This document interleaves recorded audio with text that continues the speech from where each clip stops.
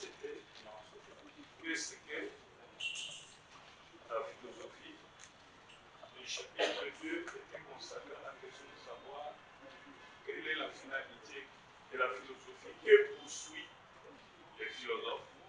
Maintenant, nous sommes au troisième chapitre où nous voulons répondre à la question de savoir quel est l'objet de la philosophie. Quel est l'objet de la philosophie?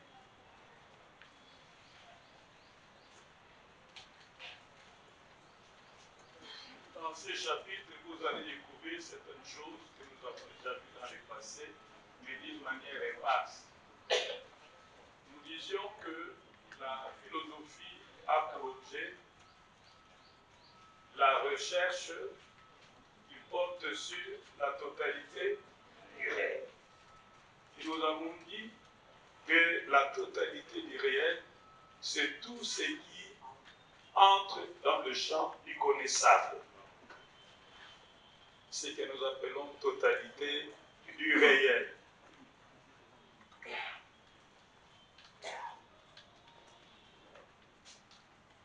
Alors, j'explique et puis je vais vous dicter ce que vous devez noter. La totalité du réel nous renvoie aussi à l'expérience. À l'expérience. Et nous devons ceci à Karl Jaspers, à Merleau-Ponty, à tous ces philosophes, l'existentialisme, à Paul Sartre, ce qui pourra culminer, ce qui devra nécessairement culminer dans le traitement de la question sur l'intersubjectivité. Vous savez que Karl Jaspers était un théologien.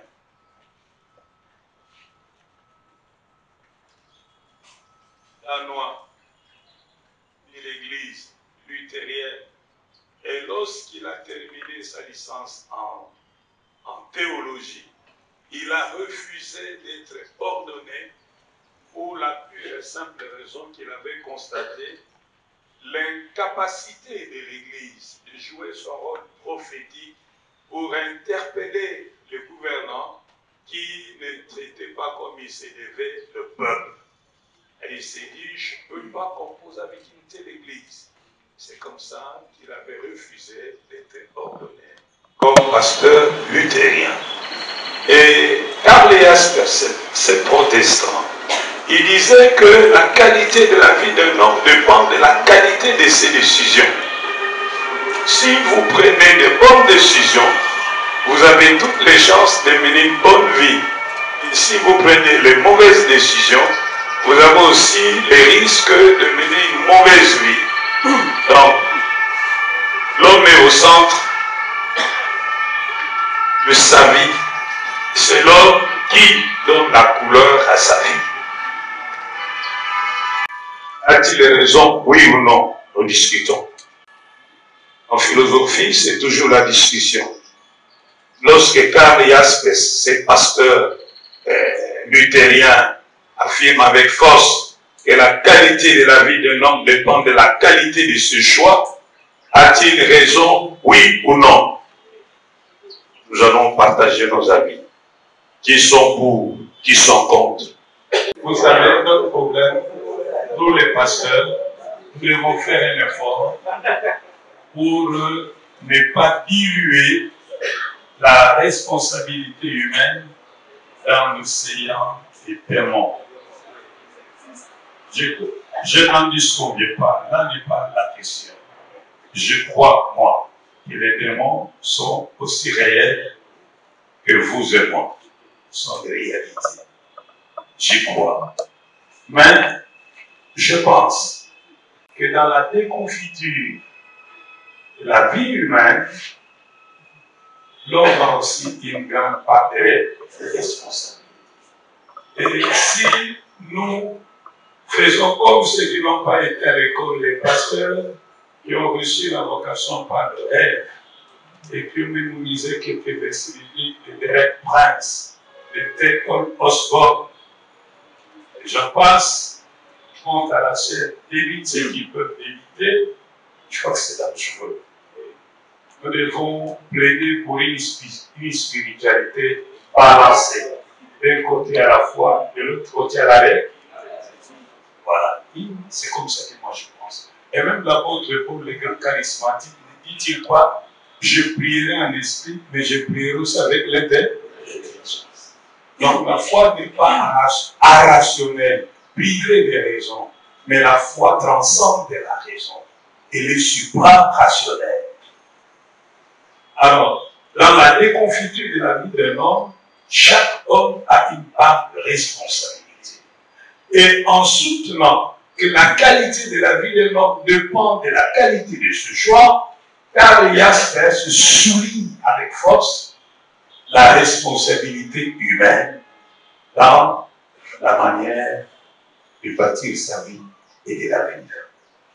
Alors, si nous mettons tous sur les dos de le monde, c'est bien dangereux. Parce qu'en ce moment-là, l'homme est déchargé de tout. L'homme n'est qu'une victime innocente. Alors là, nous rentrons dans le jardin d'Éden. Dans la cosmogonie juive, ils essaient d'expliquer l'origine du mal par la chute d'Adam dans le jardin d'Éden. Adam a échoué. Mais lorsqu'on lui pose la question, Adam n'a pas voulu assumer. Il a préféré la politique de bouc émissaire. Il a chargé sa femme. On a aussi donné l'occasion à la femme de se prononcer. Elle aussi, elle a chargé le serpent. Cela n'a pas apporté quelque chose de bien à ce couple, à l'humanité tout entière. Donc, nous aussi, pendant longtemps, nous avons débité ce refrain dans ce pays. Le pays ne va pas de par la faute des colons. Le pays ne va pas de par la faute des Occidentaux. Mais qui ont signé le contrat avec Sicomine? Était-ce les Belges? C'est nous-mêmes qui avons signé le contrat avec Sicomine. Nous donnons aux Chinois tous les minéraux du Congo. Et eux, ils sont venus ici les mains vides. On leur donne le minerai, ils vont auprès de leur banque, ils présentent auprès des banquiers, voilà, nous avons des minéraux, donnez-nous l'argent pour exploiter ces minéraux. Les banquiers leur donnent l'argent, ils exploitent les minéraux. Et au lieu de les vendre au prix réel, ils les vendent à moitié prix. À qui? À eux-mêmes. Vous voyez? Et nous donnons des mines d'une valeur de 90 milliards de dollars, mais eux ne donnent rien. Et pour nous qui avons donné des minéraux de 90 milliards de dollars, on nous donne 30%. Moi, je pose la question. C'est encore un problème des démons. Et c'est un problème des Occidentaux. Nous sommes nous-mêmes là-dedans. Et dans tout ça, où était le Parlement? Pourquoi le Parlement n'a-t-il pas exercé ses prérogatives de contrôle parlementaire? Donc ces gens ont pillé nos minéraux et nous ont rien donné en contrepartie. Donc nous devons apprendre à nous assurer. Et si nous en sommes là, c'est parce qu'il y a trop de légèreté. Trop de légèreté. Et parce que de l'autre côté, l'Église n'a pas joué son rôle prophétique. Voilà. Parce que l'Église, après avoir entendu parler de ce contrat, avait le droit de mobiliser les fils et filles de la maison pour jeter un coup d'œil dans ce contrat. Le cas échéant, exigeait qu'on le publie. Et en ce moment-là, l'Église pouvait constater les incohérences et lever la voix pour condamner, dénoncer. J'aimerais que chacun de nous comprenne que nous devons donner toute l'importance à la signature.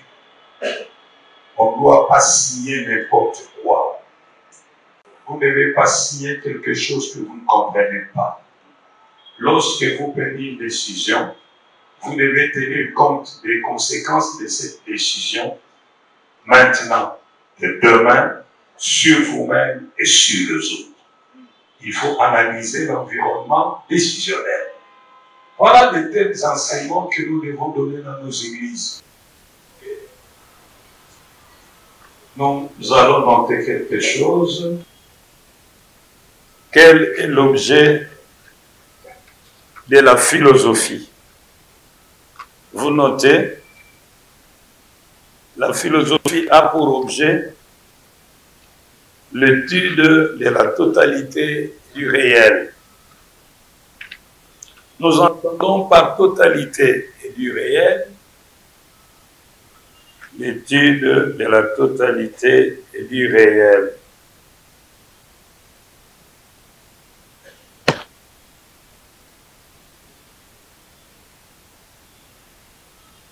Nous entendons par totalité et du réel tout ce qui entre dans le champ du connaissable.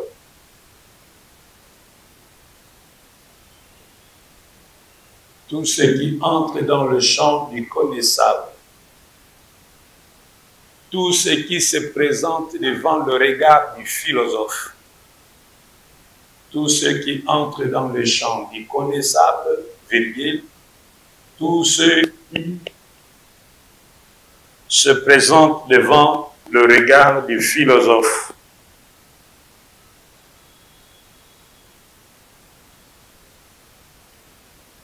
Tout ce qui se présente devant le regard du philosophe. Notamment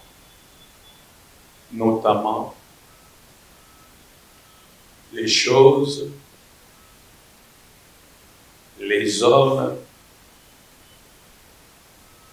les choses, les hommes, les événements,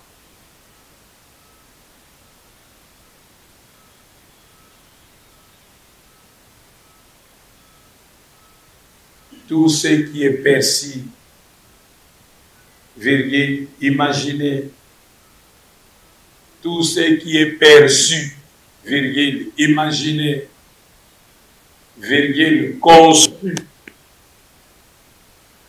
tout ce qui est perçu, virgule, imaginé, virgule, conçu, jugé et effectué, jugé et effectué.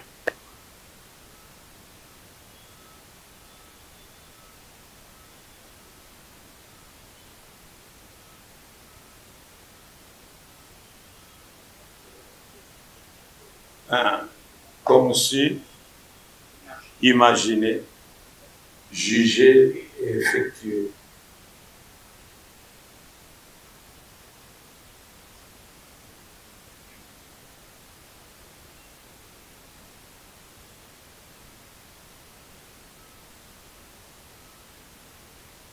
Donc ça, c'est quelque chose à retenir.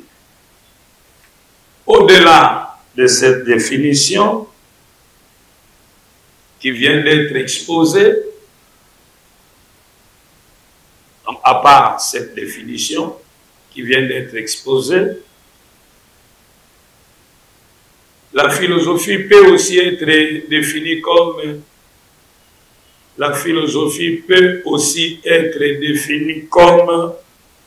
une réflexion sur l'expérience. Une réflexion sur l'expérience.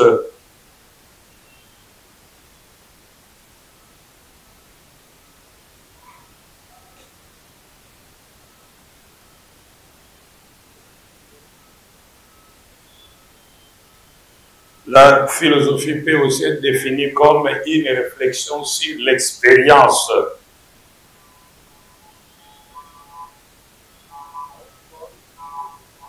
Sur l'expérience. Maintenant, je vais définir ce qu'on entend par expérience. Au sens strict et au sens large.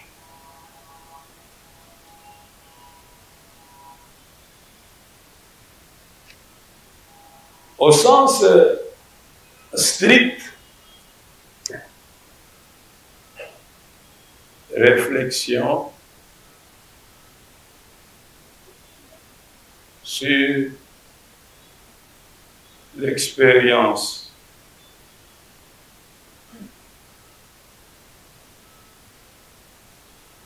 sens strict.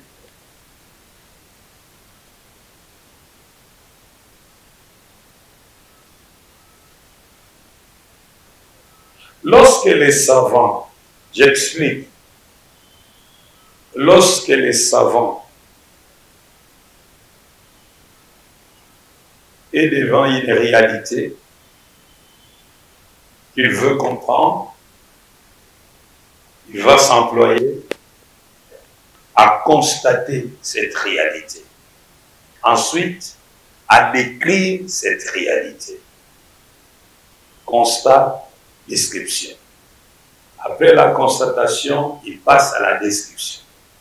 Mais il va le faire d'une façon méthodique, d'une façon rigoureuse et d'une façon précise pour essayer d'en dégager toute la quintessence.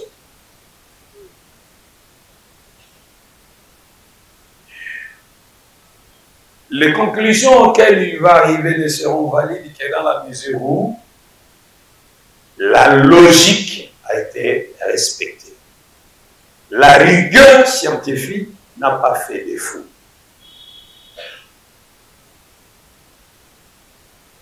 Et l'ensemble de ces opérations de l'esprit qui l'amène à constater, décrire méthodiquement, rigoureusement et précisément, c'est ce que nous appelons expérience. C'est ce que nous appelons expérience.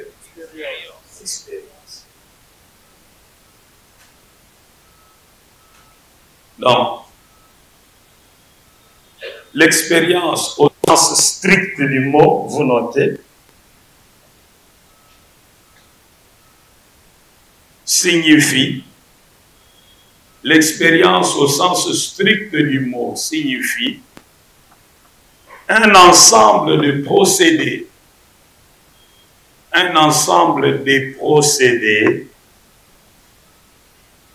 par lequel le savant s'efforce,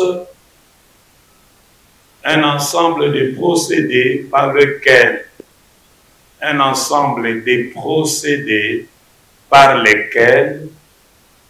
le savant s'efforce,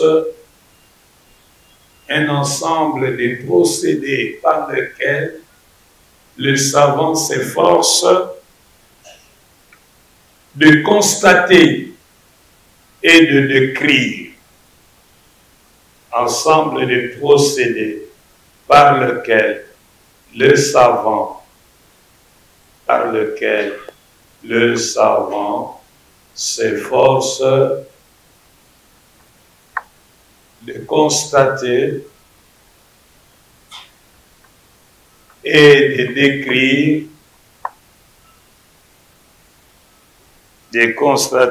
de décrire, d'une manière méthodique,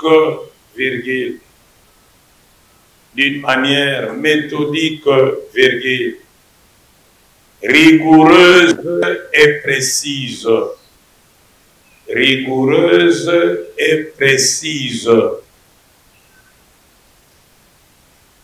Les faits de nature tels qu'ils sont donnés. Les faits de nature tels qu'ils sont donnés. Les faits de nature tels qu'ils sont donnés.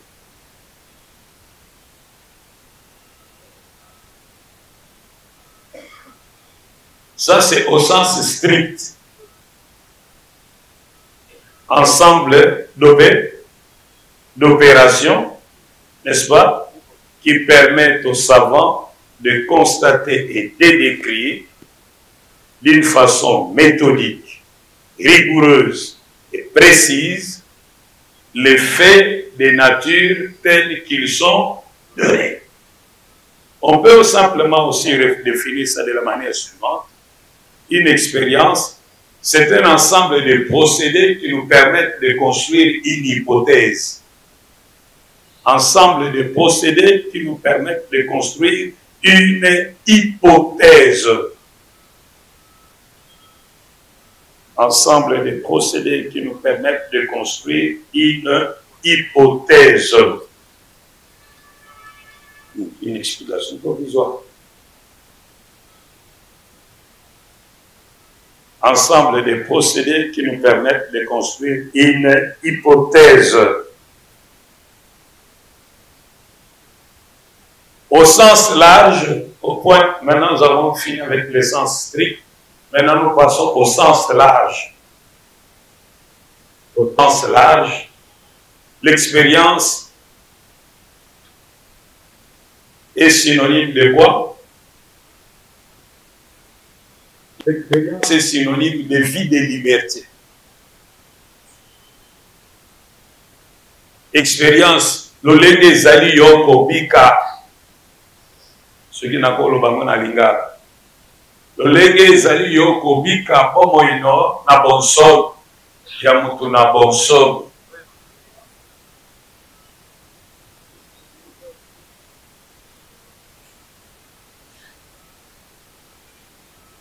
L'expérience est synonyme d'existence. Existence de liberté. Existence de liberté. Et ici, nous pensons aux philosophes existentialistes. Et parmi les philosophes existentialistes, j'ai cité Karl Jaspers. On écrit Karl Jaspers, mais on lit Karl Jaspers.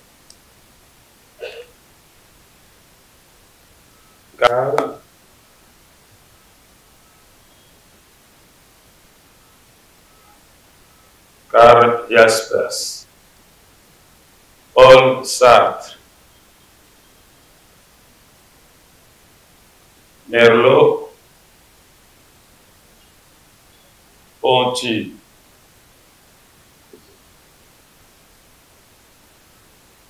Alors moi, j'aimerais plus insister sur le Karl Jaspers parce que c'est pratiquement ce protestant qui a fondé le courant philosophique qu'on appelle l'existentialisme. C'est ici au Congo où la philosophie est reléguée au second plan. Mais ailleurs, dans les pays protestants, la philosophie occupe une place importante. Même chez nos amis catholiques, avant qu'on vous accepte en théologat, vous devez d'abord terminer la formation en philosophie. Après seulement, on va vous accepter pour faire la théologie. Sartre, Merleau-Ponty, comme l'eau. Ponty, grec à la fin. Merleau-Ponty. Je disais ceci. Karl Jaspers est le fondateur du courant philosophique qu'on appelle l'existentialisme. Et dans ce courant philosophique, la pensée principale est que la qualité de la vie d'un homme dépend de la qualité de ses choix. Ses choix. Et cette philosophie qu'on appelle l'existentialisme va nous conduire à traiter la question de l'intersubjectivité.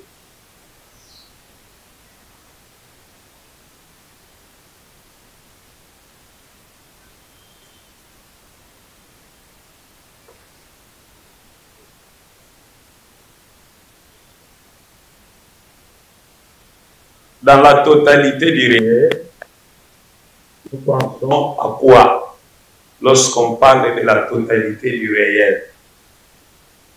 On pense d'abord à tout ce qui entre dans le champ du corps. Après, on pense à quoi? À toutes les opérations qui conduisent à l'élaboration des des hypothèses. Nous pensons encore à quoi? Nous pensons aussi à tout ce qui a trait à l'expérience de la vie. À l'expérience de la vie. Dans la totalité du réel, nous avons vu que l'homme s'interroge, sa réflexion porte sur le cosmos, sa réflexion porte sur la métaphysique, l'absolu, sa réflexion porte sur lui-même et sa réflexion porte sur l'autre. Donc il n'y a aucun espace qu'il laisse. Il scrute tout.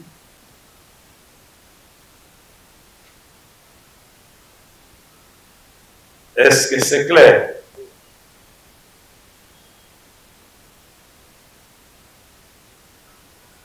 Cette compréhension va nous amener à parler de sous-branches de la philosophie.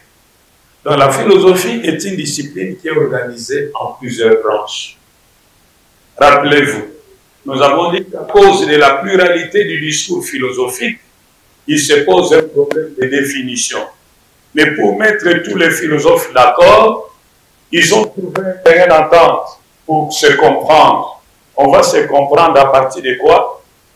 On va se comprendre à partir de quoi? De l'intention philosophique. Et dans l'intention philosophique, nous avons dit, il y a quoi? Ça nous renvoie à quoi?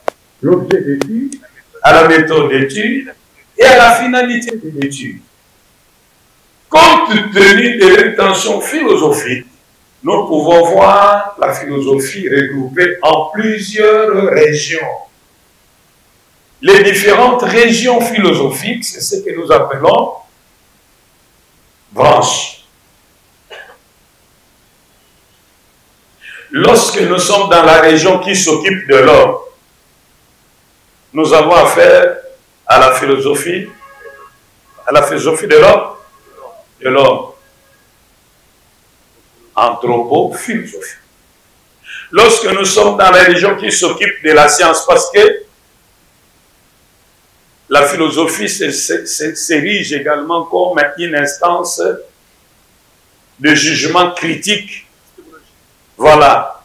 Alors là, nous sommes dans quel champ? Nous sommes dans le champ philosophie des sciences que nous appelons épistémologie. Lorsque nous sommes dans la région qui s'occupe de l'absolu, nous sommes dans quel champ?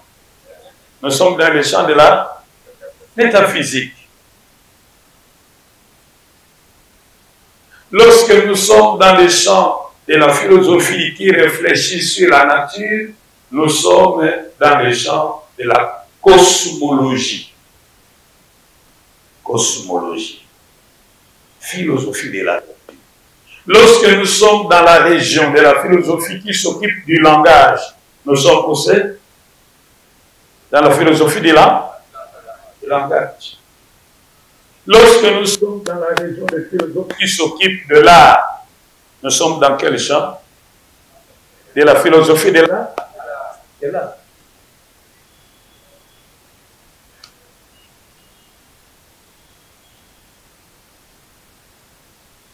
J'ose croire que les choses ne sont pas compliquées.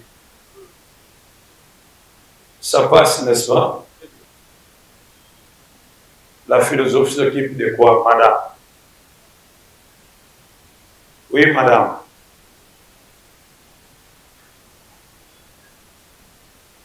Sauf ta sœur, de quoi s'occupe la philosophie? De la totalité du réel. De qui détient cette expression totalité du réel? D'Aristote. Qu'elle comprend la totalité du réel? Oui. Voilà, tout ce qui entre dans le champ du connaissable. Alors, d'une manière beaucoup plus explicite, ça nous renvoie à quoi? Lorsque nous avons parlé des procédés, ça nous renvoie à quoi? À tous les procédés qui nous permettent d'élaborer des hypothèses. Mais nous avons également dit que la philosophie porte, c'est une réflexion sur l'expérience. Qu'entendez-vous par expérience? Moi, mon souci, c'est qu'à la fin du cours, vous reteniez l'essentiel, vous n'avez pas mémorisé. Et le reste, vous pouvez reproduire dans vos propres mots. Vous êtes assez grand. Si vous êtes là, c'est parce que vous êtes intelligent. Alors, nous avons dit que, en dehors du fait qu'on peut définir la philosophie comme étant l'étude de la totalité du réel, la philosophie peut également s'entendre comme étant une réflexion sur l'expérience. Qu'entendez-vous par expérience du point de vue philosophique?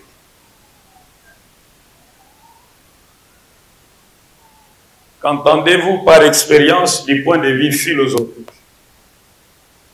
Qu'est-ce que l'expérience?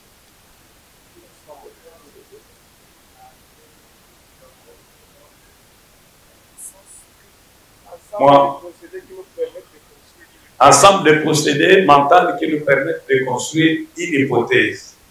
C'est-à-dire, pour construire une hypothèse, nous allons partir d'un constat suivi d'une description faite d'une façon méthodique, rigoureuse et précise.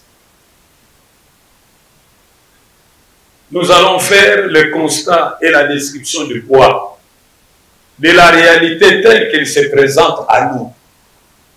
Cette réalité que nous voulons connaître, telle qu'elle se présente à nous, nous allons faire le constat de cette réalité devant notre regard. Nous allons tenter de décrire cette réalité, mais pas n'importe comment, suivant une certaine méthode et en étant rigoureux et prêt. Mais en dehors de l'ensemble des opérations que nous conduisent à élaborer une hypothèse, nous avons également dit que l'expérience, c'est quoi? C'est synonyme de quoi? Hein? Ouais. C'est l'existence libre. Quand on dit expérience, ça nous renvoie à une existence de liberté. Une existence de liberté. Dans 1 Jean, chapitre 1, Jean donne sa description de l'expérience. Là, il dit ce que nous avons vu, ce que nous avons entendu, ce que nous avons touché. C'est ce que nous venons vous annoncer. Jean définit l'expérience à sa manière. Nous ne devons pas parler des choses dont nous n'avons pas fait l'expérience. C'est seulement lorsque nous aurons fait l'expérience des choses que nous serons capables de les communiquer avec force et avec conviction. Et l'apôtre Paul, quand il écrit à Timothée, dans 2 Timothée chapitre 1, plus loin, toujours dans ces chapitres-là, il dit « Car je sais en qui j'ai cru ». Ça, c'est l'expérience. Et je sais qu'il a le pouvoir de garder mon dépôt jusqu'au jour qu'il a fixé. Je sais en qui j'ai cru. Mais il y a des gens qui parlent de quelqu'un dont ils n'ont jamais fait l'expérience. Pas même à Yesu na mutu. Zokate na biso mema Yesu na bomo inomo bibi. Na mutu ososolazana na mutema olinga Yesolo na binama na nzoto na yo osala pela moko esingi ye.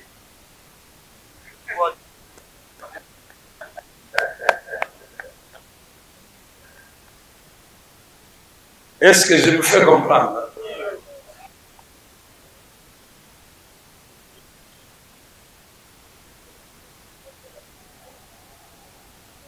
Expérience na philosophe balobi bo moyo yo mutako bika na bosolo. Makambo asala katango aza bosolo. Oya kanisa katango aza bosolo. Pona nini bazo insister na expérience vécue dans la liberté. Parce que ceux qui montrent ça libre était perso salamaka. Et ça authentique était. Ako salamba tika kakasa.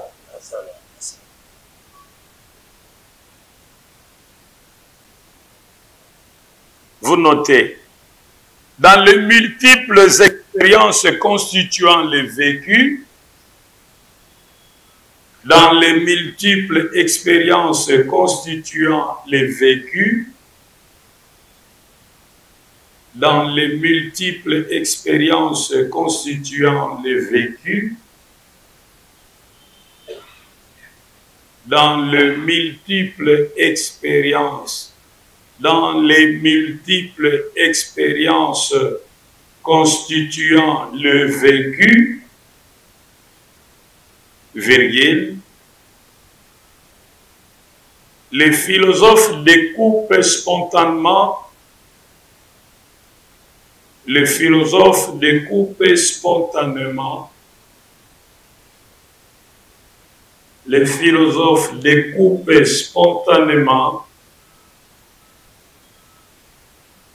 des secteurs ou des régions. Les philosophes découpent spontanément des secteurs ou des régions. Les philosophes découpent spontanément des secteurs ou des régions, virgule, fixent des centres d'intérêt,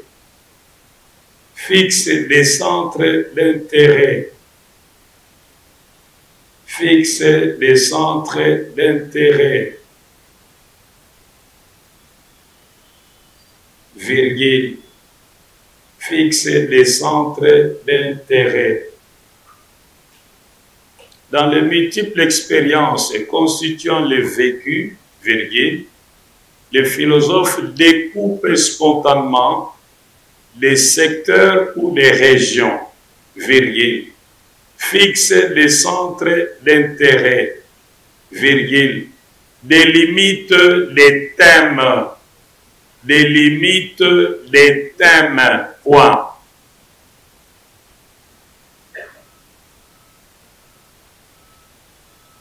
À chaque secteur ou région,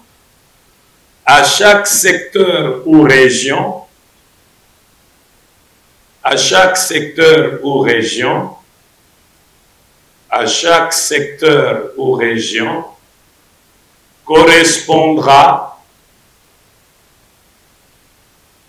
une branche. À chaque secteur ou région correspondra une branche.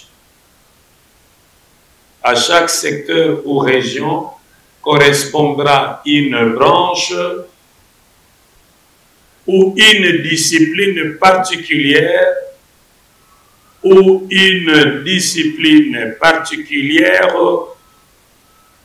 du travail philosophique.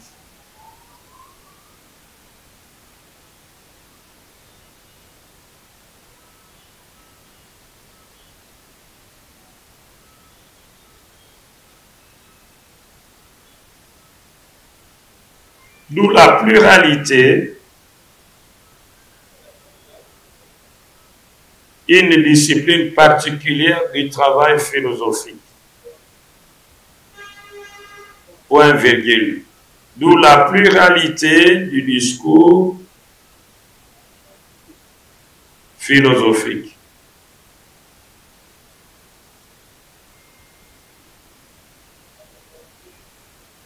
Oui.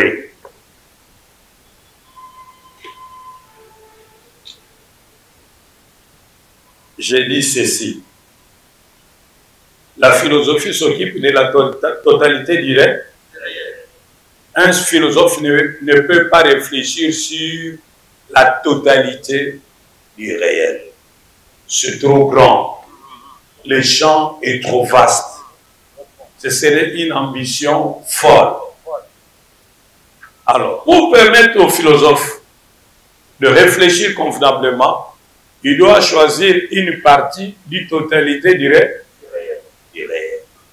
cette partie du totalité du réel sur laquelle va porter sa réflexion philosophique, c'est celle-là que nous appelons région philosophique ou branche philosophique.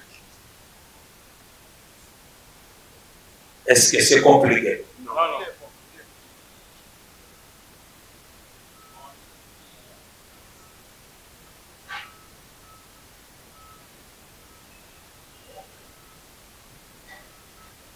Il y a une question posée, une question de clarification posée.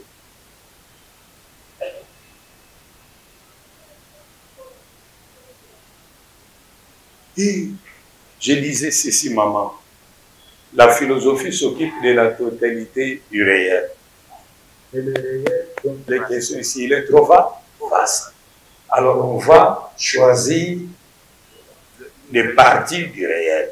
Ces parties du réel, nous les appelons régions philosophiques, nous les appelons branches philosophiques, nous les appelons secteurs philosophiques.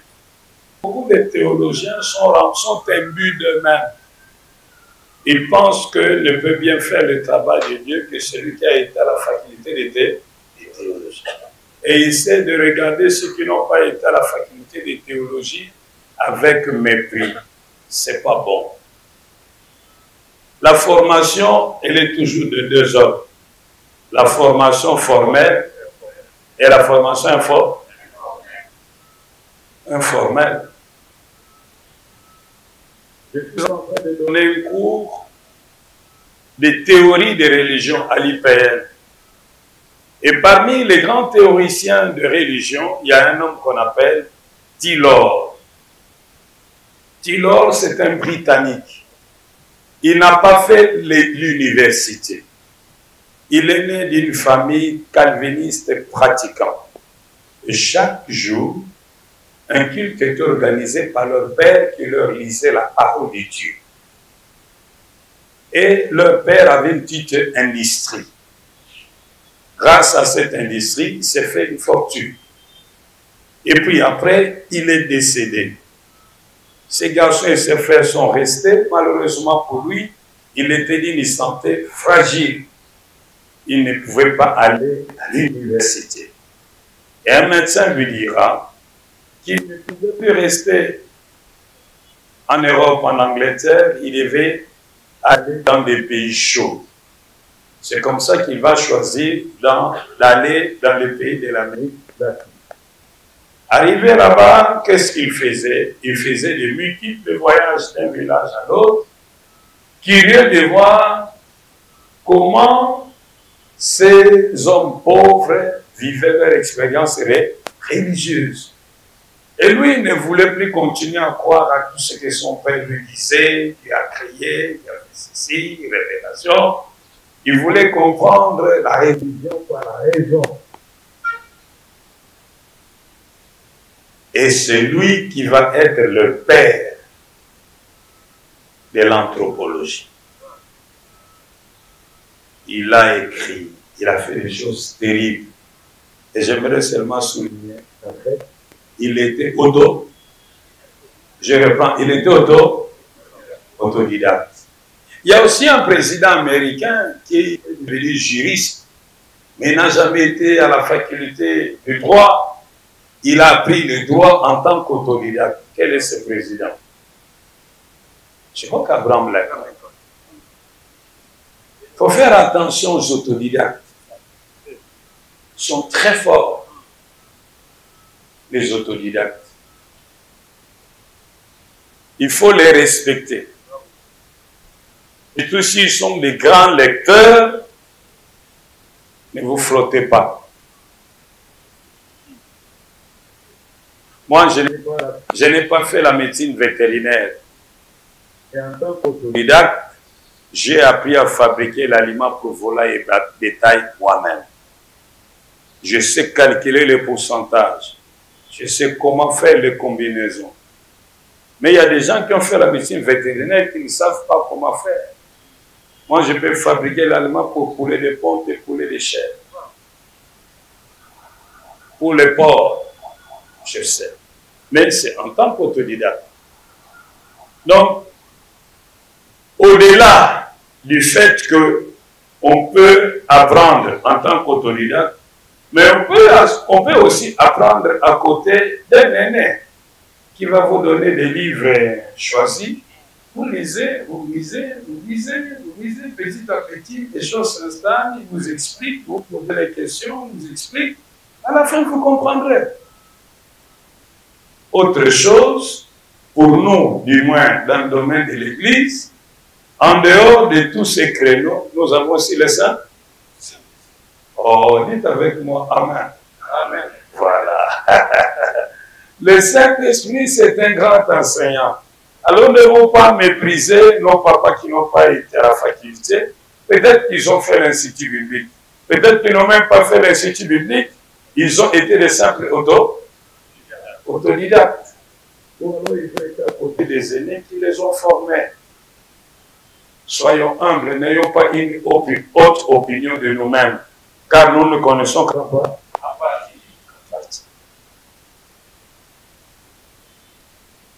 On m'a raconté l'histoire de la conversion d'un homme qui est devenu théologien. Comment a-t-il été converti? Il a été converti par une prédication que vous et moi jugerons de piètre prédication. Ce papa-là prêchait, il était dans la salle. Pendant qu'il prêchait, Tata Galate, il prêche, Tata Galate, on en parle. Tata Galatia, on en parle.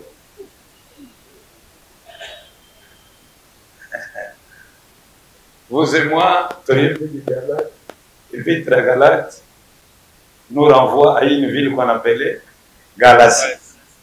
N'est-ce pas? Et papa n'a pas Galate.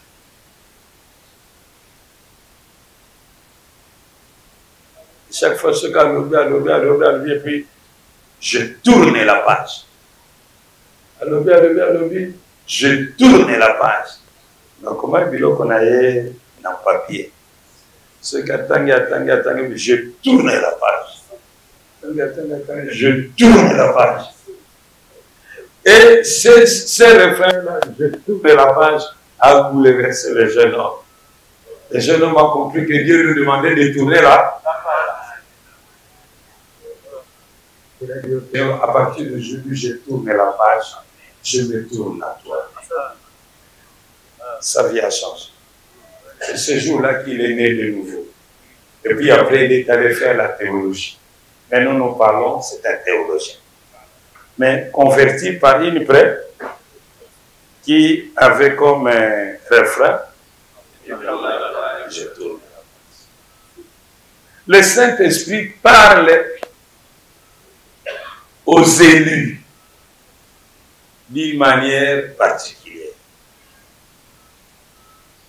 N'est-ce pas? Paul est chez Lydie la marchande de Pourpre, à côté de la rivière, prêche la parole de Dieu, et la Bible nous dit que le Saint-Esprit ouvrit les oreilles de ceux qui étaient prédestinés au salut, pour qu'ils comprennent. La prédestination existe. Moi, je suis calviniste. Je crois à la prédestination. Je crois à la prédestination. C'est pourquoi lorsque je prêche, je me dis ici dans cette salle, il y a des gens qui ont été prédestinés au royaume des cieux. Lorsque je vais lancer l'appel, ils vont donner leur vie au Seigneur. Mais si tous ceux qui sont là sont prédestinés à aller chauffer l'enfer, je peux beau expliquer, personne ne donnera sa vie au Seigneur. Il faut lire le chapitre 9 de l'Épître de Paul aux Romains. Cela ne dépend ni de celui qui veut, ni de celui qui court, mais de Dieu qui fait miséricorde à qui il veut. Que nous ne sommes pas à cause de sa préscience, c'est-à-dire sachant pertinemment d'avance comment nous déciderons si jamais nous présenter l'évangile. Non, Dieu nous sauve selon ses propres desseins, selon son libre choix, selon son bon plaisir. Alors vous allez dire, pourquoi Dieu va-t-il condamner ceux qui n'ont pas prédestiné au salut? Mais Jean Calvin te pose la question, mais pourquoi tu ne poses pas la question à Dieu? Pourquoi il t'a créé homme au lieu de te créer chien, chat? Donc là, je referme rapidement la parenthèse, parce qu'au chapitre 9, il est dit, il y a des gens qui ont été créés comme des vases destinés à la destruction. Il y a aussi des gens qui ont été créés comme des vases destinés à la gloire, Il y a une double prédestination. C'est une question compliquée, mais je crois qu'avec le révérend docteur Sita, il va bien vous expliquer dans votre théologie. Et ça relève de la théologie systématique. Là, c'est encore la philosophie. Comment pouvons-nous savoir que j'ai été prédestiné au salut? Si tu n'as pas été prédestiné au salut, même si tu fais semblant de donner ta vie au Seigneur, il arrivera un moment où tu abandonneras. Parce que tu n'as pas été prédestiné au salut. Mais comment savoir que j'ai été prédestiné au salut? C'est comme si nous avons cet enclos.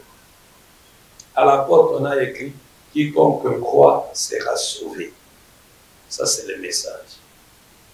Mais à l'intérieur, Dieu exerce une puissance d'attraction envers ceux qu'il a prédestinés au salut. Lorsque vous passez là-bas, vous êtes plusieurs, mais vous qui avez été prédestinés au salut, dès que vous voyez la banderole, vous sentez une force, vous attirez, comme les mains attirent les métaux, vous entrez dans la parcelle, destinée à ceux qui sont sauvés. Lorsque vous retournez derrière, vous voyez, vous avez été prédestiné au salut depuis avant la fondation du monde. C'est comme ça. Alors, ceux qui n'ont pas été prédestinés au salut, ils passent. Ça leur dit rien, ils passent.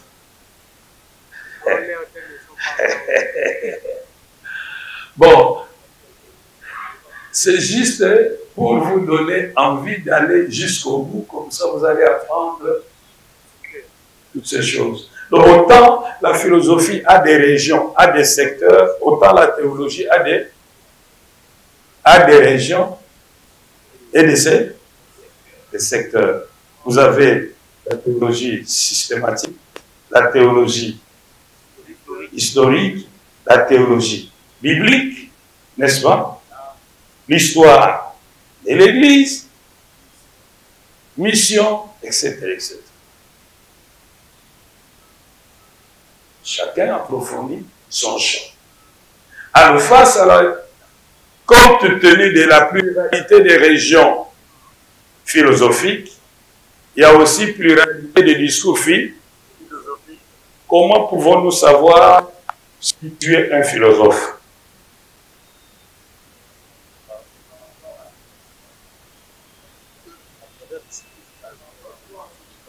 Par rapport à son intention philosophique, voilà. Il faut faire attention, j'avance et puis je reviens, je pose, je repose, je passe. Alors, qu'est-ce qui préside le choix d'un champ philosophique? Qu'est-ce qui pousse les uns à choisir un tel champ et les autres un tel autre? Oui, d'après vous. C'est la même chose en théologie. Vous avez la théologie, nous avons dit la théologie biblique, l'Ancien et le Nouveau Testament, la théologie pratique, la théologie systématique, la théologie historique, mission, etc., etc. Vous choisissez qu'est-ce qui va vous motiver à choisir tel champ et pas tel autre. Ouais. Discours. Quel autre élément pourra présider à votre choix? Intérêt personnel. N'est-ce pas? Motivation personnelle. Ou alors on a un problème à résoudre. Ou alors on a un souci d'approfondir un aspect de la discipline qu'on apprend. Est-ce que je me fais comprendre? Moi, ce qui m'avait intéressé, c'était le discours. Je vais comprendre le discours. Et on m'a demandé de faire la systématique. Mais je trouve que chez les libéraux, vous pouvez faire la théologie systématique, même si vous n'avez pas une grande maîtrise dedans. Ce qui n'est pas le cas que les évangélistes, parce que tout est articulé sur la Bible. Par conséquent, comme on évolue dans le milieu évangélique, je suis obligé de m'asseoir derrière pour revoir les là. Pour revoir les là. Tout ce que je sais, c'est que je ne sais rien. Alors, je suis ouvert à la correction et à l'enseignement. Ça ne me gêne pas d'être là derrière pour suivre le cours d'hébreu que j'ai suivi il y a cela 25 ans. C'était une langue morte, je ne peux pas regarder dans ma tête.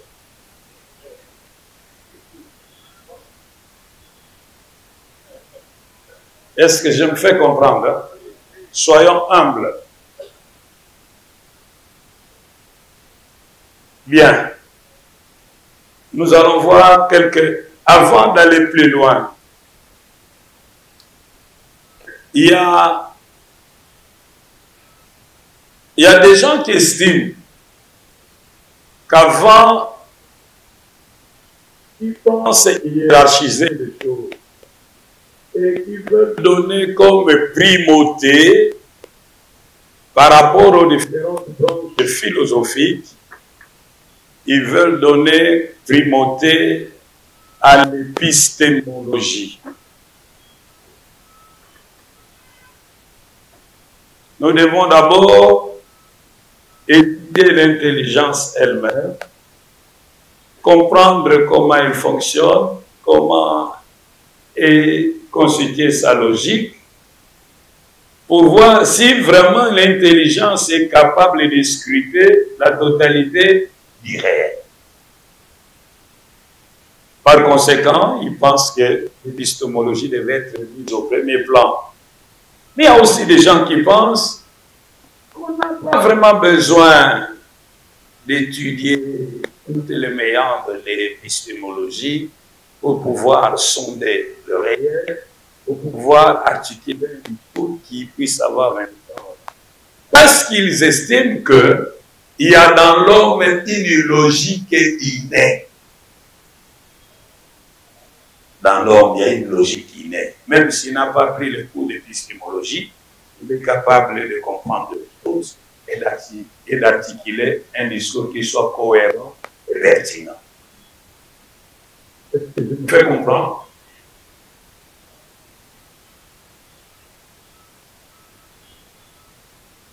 Je disais ceci.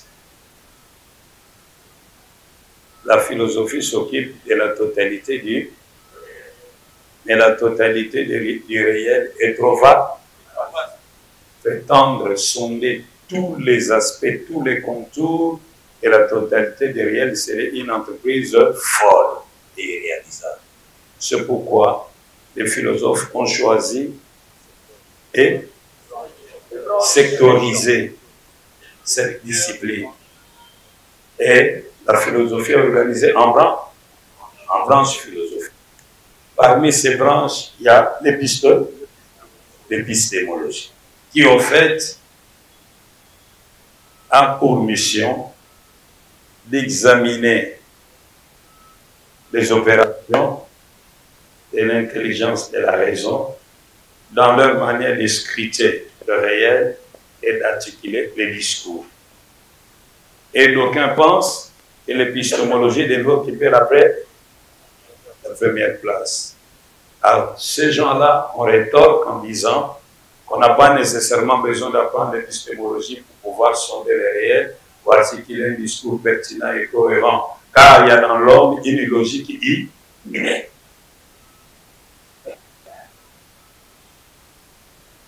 Maintenant, nous allons voir quelques branches de la philosophie. Avant cela, vous allez noter ce qui suit.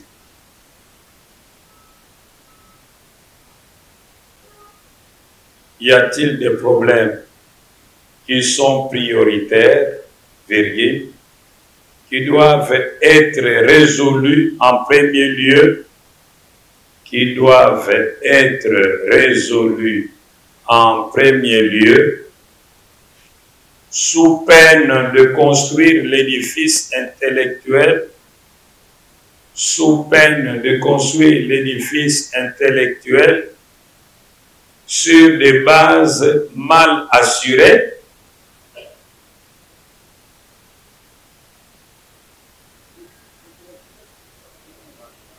sur des bases mal assurées,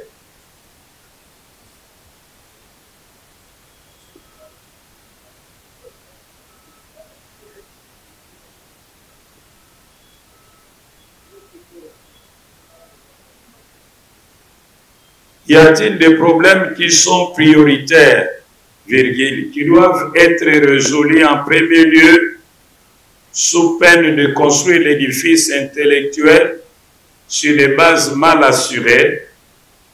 Deux positions peuvent se dégager ici. Deux positions peuvent se dégager ici.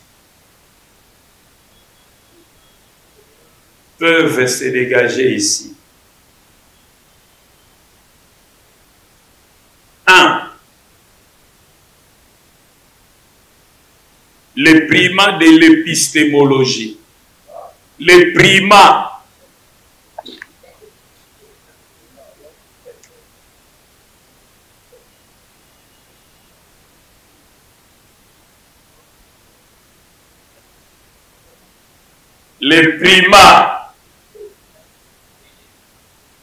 de l'épistémologie.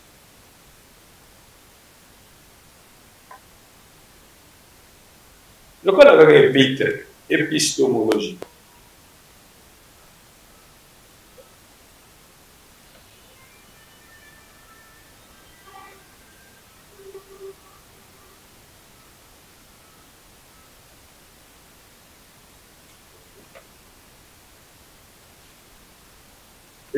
De l'épistémologie.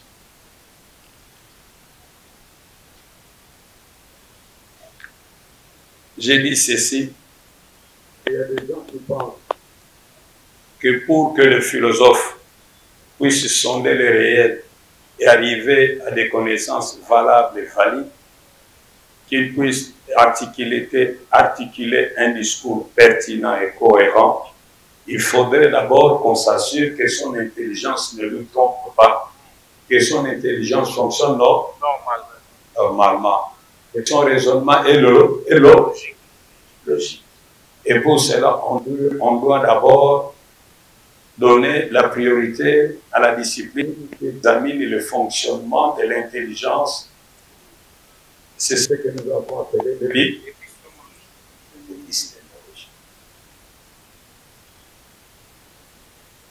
Vous notez, des philosophes tels que Descartes et Kant,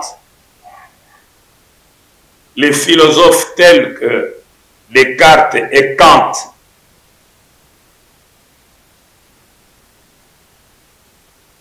les philosophes tels que Descartes et Kant, virgule, Descartes, c'est comme ça qu'on écrit, Descartes, D-E-S-C-A-R-T-E-S.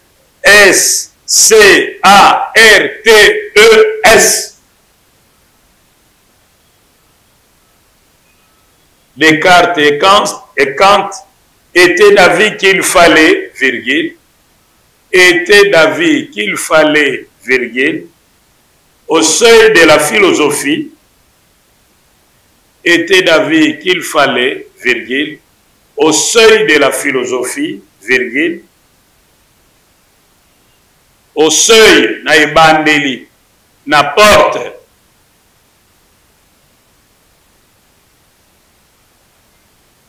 ils étaient d'avis qu'il fallait, virgule, au seuil de la philosophie, virgule,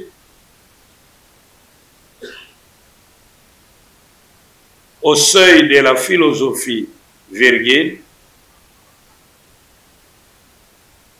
examinez d'abord examinez d'abord et avant tout, examinez d'abord et avant tout d'examiner d'abord et avant tout la valeur de la connaissance humaine. La valeur de la connaissance humaine. La valeur de la connaissance humaine. Il fallait examiner d'abord et avant tout la valeur de la connaissance humaine. Virgule. Sa capacité d'atteindre la vérité. Sa capacité d'atteindre la vérité et d'éviter l'erreur. Sa capacité d'atteindre la vérité et d'éviter l'erreur.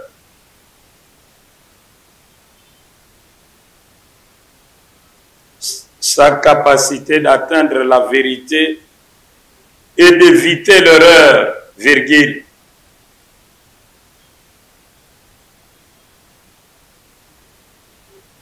Sa possibilité d'élaborer un savoir, sa possibilité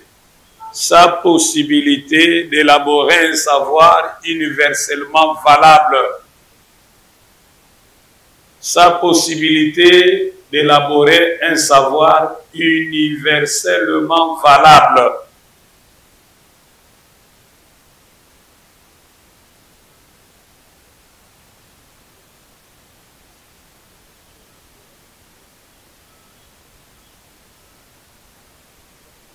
Pour désigner ce genre d'études, virgule, pour désigner ce genre d'études, virgule,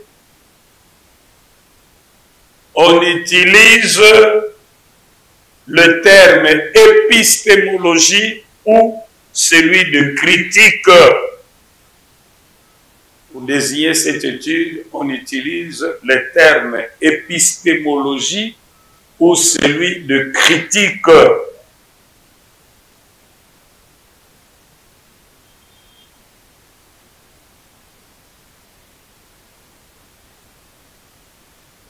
On utilise le terme d'épistémologie ou celui de critique.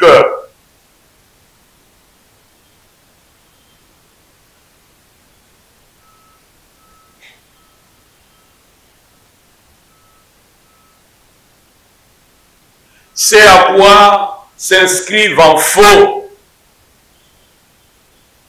C'est à quoi s'inscrivent en faux. C'est à quoi s'inscrivent en faux ceux qui croient que l'homme est né avec une logique innée.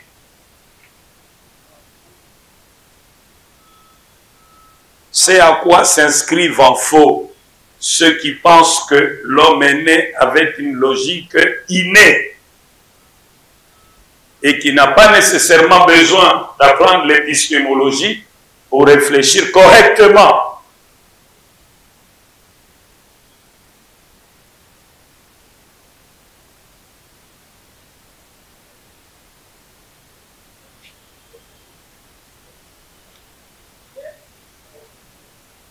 Yana batu balobi mutu abotamaka na mayele. Pe na mayele abotama nango ana makoki ya kokanisa ndenge longo bani. Ana besoin ya makambo épistémologie wana te. Yo mama no atanga. Est-ce la raison n'a bien te?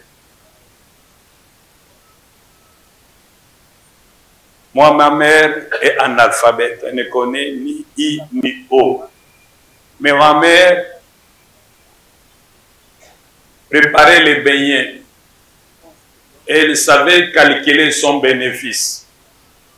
Donc ma mère n'a jamais appris la comptabilité analytique d'exploitation. Mais elle savait calculer son prix de revient.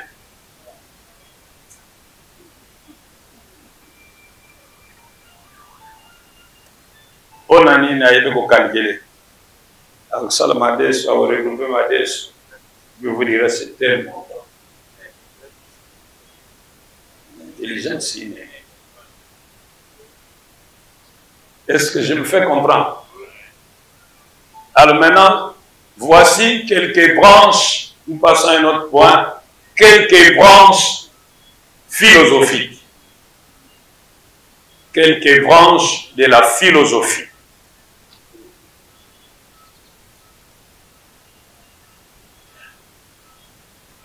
Oui.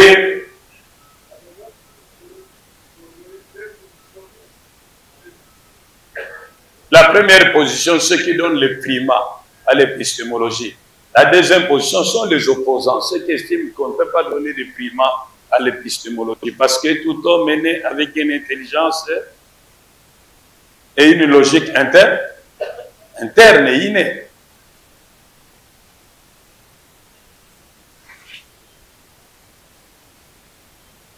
C'est clair, Mosée?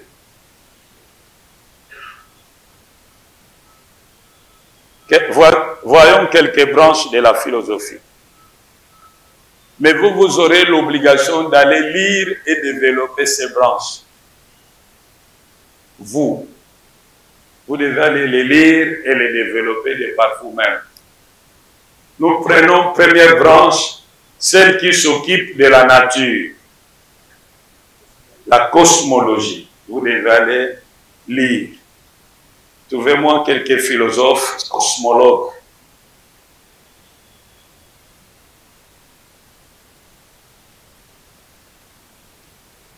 Et quand vous allez lire les cosmologues, quelles sont leurs préoccupations? Quel est le souci de ceux qui s'occupent de la nature?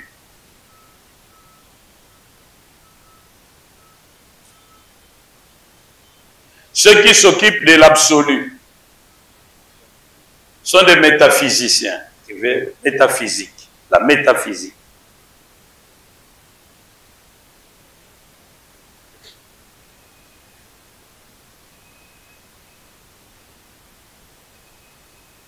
Ceux qui s'occupent de l'homme en tant que sujet.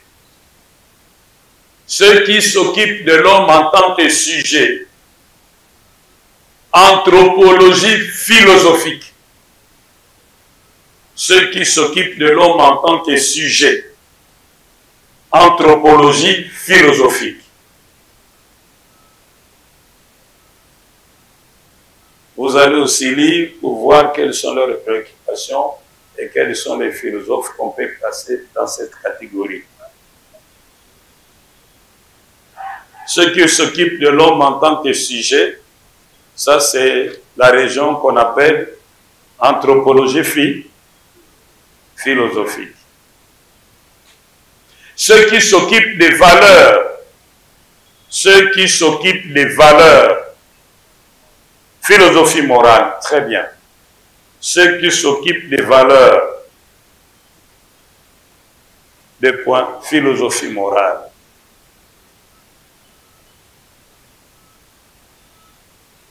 Ceux qui s'occupent de l'art,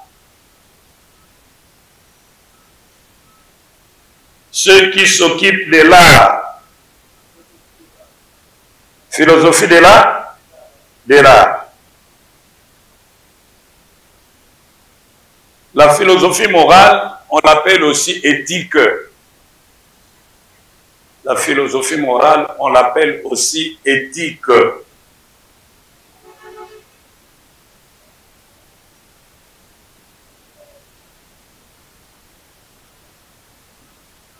Je pose une question.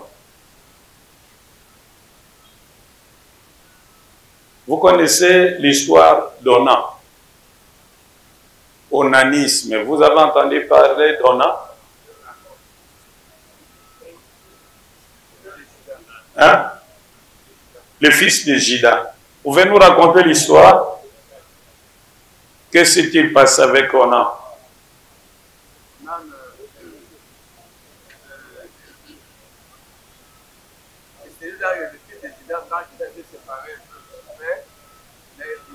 Il a grâce, il a épousé une cananéenne, sa femme. Oui, son frère est décédé et lui est resté. Selon la coutume, il devait susciter une postérité à son frère de frère. Et on lui a donné la veuve. Ok? Tama. Et puis, il est parti avec elle. À ce moment-là, au lieu d'utiliser la voie naturelle pour donner la postérité à son père, il parle de vous et puis il s'essayait à terre. Lui ne voulait pas susciter la descendance à son frère défunt. D'après, je vais poser la question après. D'après Émile Durkheim, un des pères fondateurs de la sociologie moderne, la religion est une affaire de la communauté. C'est la communauté qui a créé la religion. Et c'est la communauté qui a établi toutes les lois morales qui découlent de la religion. C'est pourquoi la religion sert à assurer la cohésion sociale, la stabilité sociale par le respect des valeurs qui régissent cette société. On met Dieu de côté. Parce que l'approche d'Émile Durkheim est une approche positiviste. Mais Dieu de côté. Au nom du modernisme. Alors, si les lois morales sont des productions sociales, chaque société évolue dans un contexte donné, va avoir des conséquences. Les lois morales sont des lois situées. Est-ce que je me fais comprendre? Je pose la question. Maintenant, à notre époque ici, où on peut prendre la sémence de ton frère et la donner à ta femme par des instruments médicaux appropriés pour susciter la progéniture dans une Afrique assoiffée de fécondité et qui n'accepte pas la stérilité et qui ne justifie le lien de fraternité ou de sororité que par le sang. Vous, en tant qu'être humain doté de raison, pouvez-vous accepter cela, oui ou non?